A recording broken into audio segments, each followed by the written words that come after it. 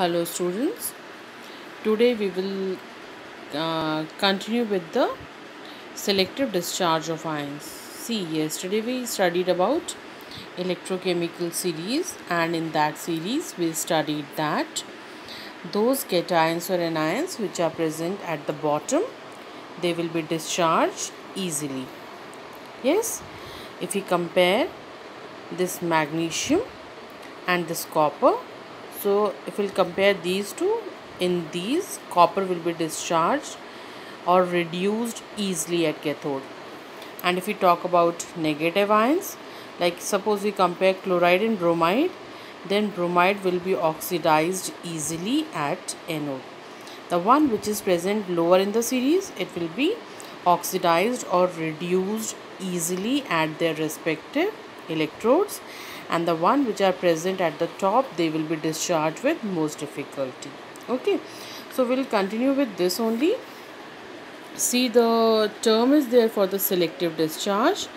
It is the preferential discharge. Which one will get preference of the ions present in the electrolyte at the respective electrode? Out of the ions which are present in the electrolyte, which will get preference and which will be discharged at the respective electrode, it depends upon the electrochemical series. Okay, so factors affecting selective discharge: relative position of the cation or anion in electrochemical series. Relative position, as we have already studied, that lower the position of the ion forming element in the electrochemical series, greater is the tendency to be liberated. Yes, lower the position, greater is its tendency to be liberated. If we compare, see, copper ion and hydrogen ion, copper ion is discharged at cathode. Look here, copper and hydrogen ion.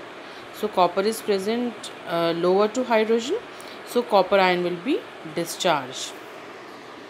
Next one is silver and hydrogen ion. If we compare silver and hydrogen ion, so out of these two, it is given that silver ion will be discharged. See, silver and hydrogen. So silver is present at the bottom, so silver will be discharged. The last one which is given over here is anions, like sulfate and hydroxide. So here they both will move, but hydroxide will get preference, and this hydroxide will be discharged at anode. Okay, so this is the first factor, relative position of the cation or anion.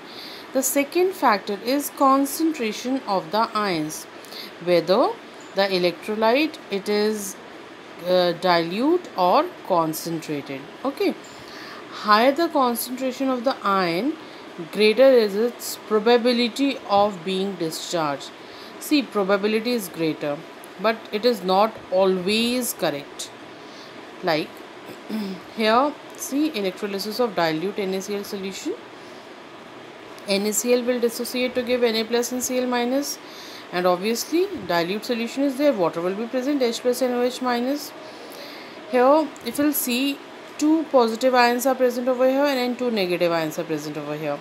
So out of the two positive, if you'll see, Na plus and H plus, obviously because H plus is present lower in the series, so H plus will be discharged at cathode. And if we'll compare chloride and hydroxide, hydroxide is present lower in the series, so it will be discharged. Yes, H plus, it will gain electron easily than Na plus, and OH minus preferential discharge due to the lower position in the electrochemical series. So the gases which will be evolved, hydrogen and oxygen. Okay, now we'll talk about conc NaCl.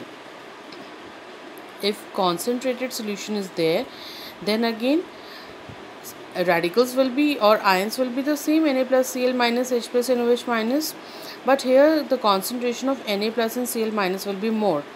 In spite of that, if we compare Na plus and H plus, despite high concentration of Na plus at a particular concentration, H plus gains electrons more easily than Na plus. See, this is not affecting the higher concentration of Na plus is not affecting the preferential discharge. Then 2H plus will be discharged at the electrode.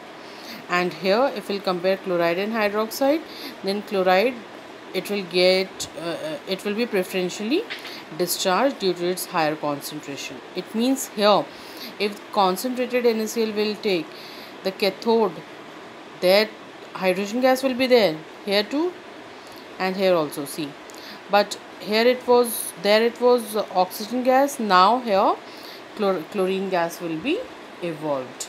Okay, now the third factor, it is the nature of the electrode. See, electrodes, they are of two types. The first one are inert electrode, means they will not at all take part in the chemical reaction. But the second one, they are active electrode. They will participate with the electrolytic solution, or in the electrolytic reaction they will take part. So if inert electrodes are there, then there is no problem. But if active electrodes are there, then reaction it changes a bit. Like suppose active electrode is there, in electrolyte copper sulfate is there. Electrodes, both the electrodes, if they are made up of copper only, then at anode also, see, anode, no sulfate ion will be discharged there, but there too copper, they will lose their 2 electrons to form copper ion, it will be the product there. And if in case of active electrode, suppose we have not taken active electrode, if anode is made up of platinum, here it was of the anode was of copper only, so there no sulfate ion was discharged, but in place of that only copper ion was taking part in that, and copper metal, it was losing 2 electrons and was coming to the solution in the form of copper ion, and from the solution copper ion they were moving towards the cathode, and copper ion were getting discharged there by gaining 2 electron, they were collecting over there. So such reaction will take place when both the electrodes will be of copper. But if anode will be of platinum, then see, if we'll compare sulfate and hydroxide, so hydroxide will be discharged there, sulfide will be present over there because sulfate ions are there, but hydroxide will get the preference. So hydroxide they will move towards the anode. When the anode is made up of platinum, then hydroxide ion will move there, they'll lose electron, they'll change into OH, then 2OH they will convert into water, this water will come to the solution and nascent oxygen will be produced. And if such 2 were there, if we'll take 4, then in case of nascent oxygen we'll get oxygen gas only. So such reaction will take place when the anode is made up of platinum, which is an inert electrode, and this platinum electrode will not take part in a chemical reaction. But if the anode it is made up of copper, then no hydroxide, no sulfate ion will move towards the anode, but copper itself will lose its 2 electrons and get converted to copper ion.